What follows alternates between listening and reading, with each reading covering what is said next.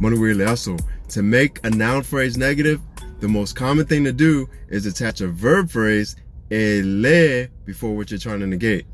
The e is a present tense, habitual tense marker. The le is what makes it negative.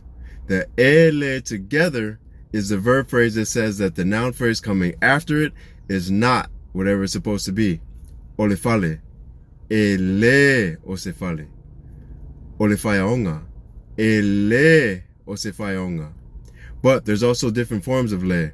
Let's look at the noun phrase. That place. In Samoan, that would translate to olena no foanga. Oftentimes, a verb phrase and a noun phrase contract here at the le and the o. That makes the entire phrase ele olena no foanga. So to negate a noun phrase, the le and the o of the noun phrase contract to make leo. Ole fale. Eleo se fale. Ole fayaonga. Eleo se fayaonga.